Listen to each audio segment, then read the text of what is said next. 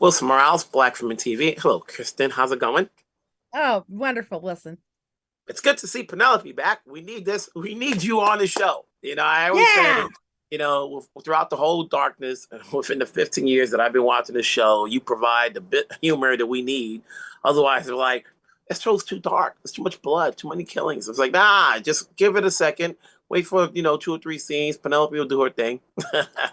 And you know what's really cool is now the show, I'm in it more and in a different way, much less typey exposition, much more walking around talking to people. So I keep saying, like, if people don't like Garcia, you're gonna have to fast forward through a lot of that show now because I get to do a lot more stuff. I'm so excited about it. In the 3 years, character wise, has Penelope's skill set improved? You know, I think she's gotten more into herself and she's found a different way to express her genius, and she loves that way of doing it. She does not want to go back, and I don't think she's going back to the FBI. I'm just saying that, having just lived, I think you should watch the show and realize Garcia is never coming back to the FBI, except she has to because stuff happens. But I think she has, but she's done it for different reasons. And she's gotten to actually relax a little more because of what she chose to do. She doesn't have to be as vigilant. So I think it's different, if that makes sense. you know, Over the years, obviously there was Reed, and then there was Morgan, and now she has Adam's character. There's always got to be somebody she has to have that banter with. Everybody else is Yes. super serious with her. For you, obviously in the 2.5 years that the show was gone, and you've been on the show for a long time. It's almost like a team. It's like when you leave a team, like what do you do? Was Yeah. it an easy decision? Because not everybody got to say they're going to come back, but half the more than 80% of the crew is back here. Yeah. Gosh, I don't. If you were around those people, it's like a no brainer. Like, to spend. I want to spend as much time as possible with them. They're my friends. Like, so, and in the show we play friends. So it's not even like we get to, in real life, like me and Adam bust each other's chops endlessly. We were just shooting a scene yesterday and we can't stop. We'll just be like, he'll be like, Kirsten, could you be better in this take? Like, I'll do my best. I'll do my best, Adam. It won't be as bad as you. Like, we're constantly messing with each other. So the fact that you get to come back and do that, it just felt more unbelievable. Like, really? And it's like coming back the same, but the show is elevated. When you watch it, you'll understand. I know you've seen some, so it's just such a pleasure. For as many episodes have you done, and obviously a lot of things have changed in the world. Does it ever get dark for you? Oh, sure. Oh, sure. But I'm reminded of something that Joe Mantegna says. Like, we're talking about the heroes. You know what I mean? And I think that at best, our show describes that monsters are created by monsters. All of us have trauma hit on us to greater or lesser degrees, depending upon the privilege in which we have been endowed upon by the way the world is set up. And we all have to figure out ways to confront that trauma and transcend it and offload it, and then go out and do the hero thing again. And I think that that's what the show is about. And that's why it's so great to be a part of. It's good to see you back. It's good to see Penelope back. It's good to see this crew back. I'll Thank see you, you Wilson. later. I agree. Okay, Take bye. care. You too. Wilson Morales, Black from TV. Hello, Joe. How's it going? Very good, Wilson. Thank you. I've been of the fan of the show since day one. It's always good to see this crew come back. Whether it be 2 years later, 3 years later. Where are we now with Rossi? Is he back in the second? What's his status at this point? Oh, Rossi's status is pretty it's pretty up in the air right now. I tell you that. I mean, we find out that it's been a tough 2.5 years for Rossi, as it has been for many people on the planet. You know what I mean, in different ways.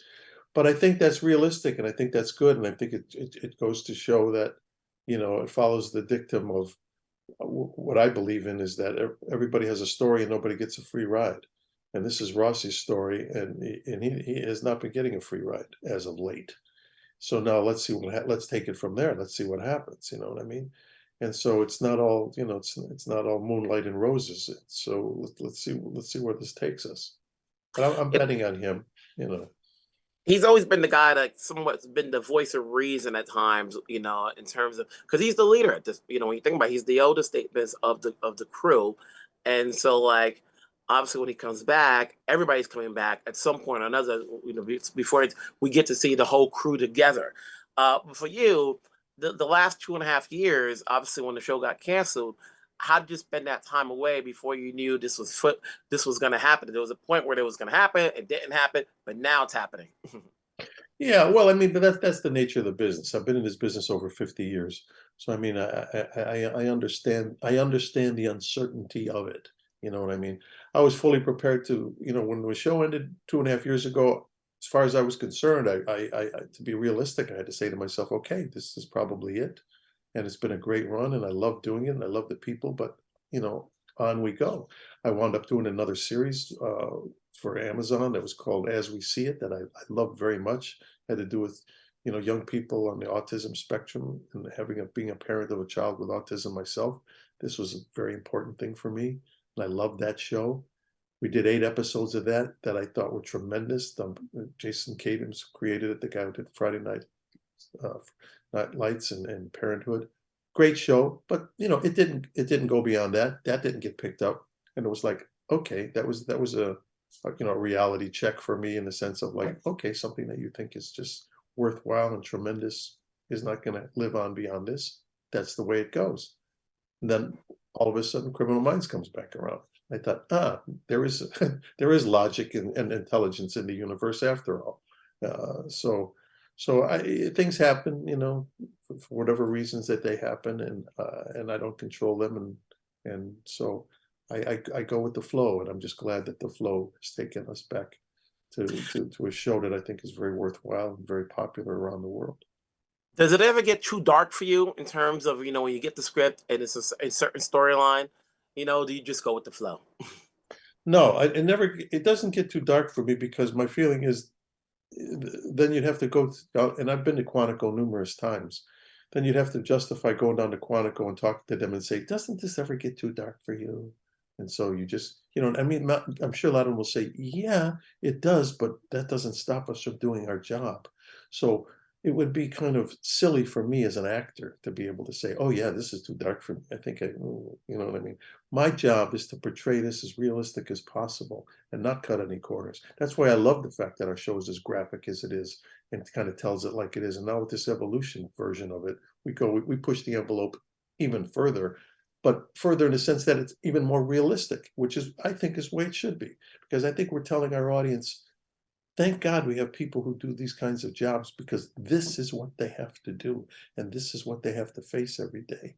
And aren't you glad that's not what you do for a living, And so, no, it doesn't get too dark for me. I mean, as long as it's within the realm of reality, which it sometimes unfortunately is.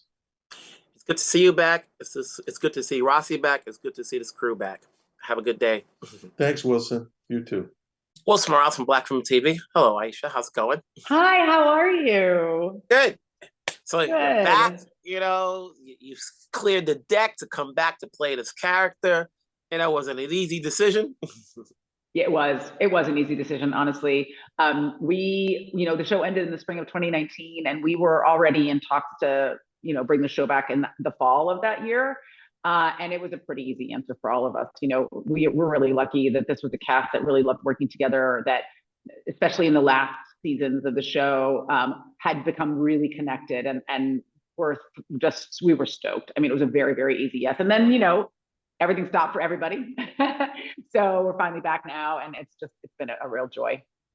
Where are we with Tara? We're obviously starting off time after the pandemic, so where are we with Tara when we catch up with her?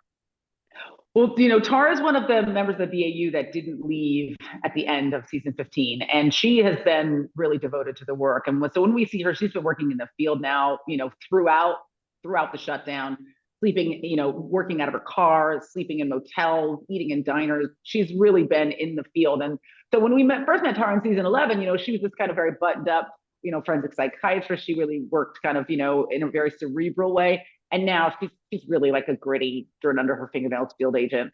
She hasn't cut her hair since the beginning of COVID, much like all the rest of us. And you really see that she's transformed into a much more hardened kind of a field profiler. And then we're going to see, the team slowly come back together in the BAU and how that field work has changed everybody. At some point, and I've watched the show every episode, I think I would say, and at some point or another, every character has had, their personal lives discussed on their show, whether it's been for the good or for the bad. Obviously, with the exception of JJ, whose husbands always appear back and forth, you don't see everybody else, But Tara, we're going to get a little bit more than that. Am I right? Yes, we are. We are going to see Tara hasn't been in a relationship since she first appeared on the show in season 11. And she likes it that way. You know what I mean? She's an intellectual. She's really devoted to the work. She's passionate about her career. Maybe she even feels in some ways that she's been married to her career. So this relationship that she's in has really been a surprise for her. I think it's going to be a surprise and a delight for the audience when they see it. But I think we're also going to explore how tough it is to be in this incredibly demanding line of work and maintain a relationship. And that's honestly true about profilers in real life. It's dark work and it comes home with you. And it takes a special kind of person to do it. And it takes a special kind of person to be in a relationship with someone that does it. Now, for you personally, you've been behind the scene, behind the camera on some other projects. When you're coming back here, you're not just an actress on the show. Have you been able to talk to the team to see whether or not you can do a little bit more than just act on the show? Yes, I feel like I don't feel like this is a spoiler, but I do direct an episode this season, and it was a great experience. I started directing.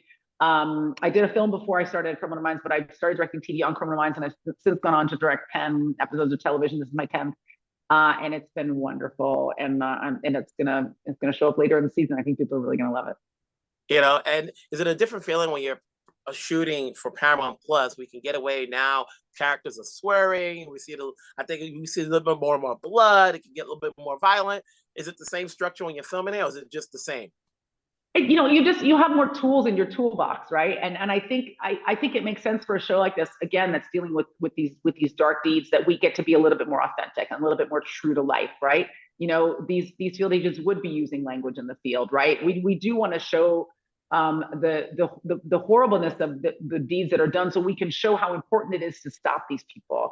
So what we're getting is just hopefully what people are going to experience is television that feels a little bit more true to life and lands a little bit harder and is a little bit more affecting emotionally.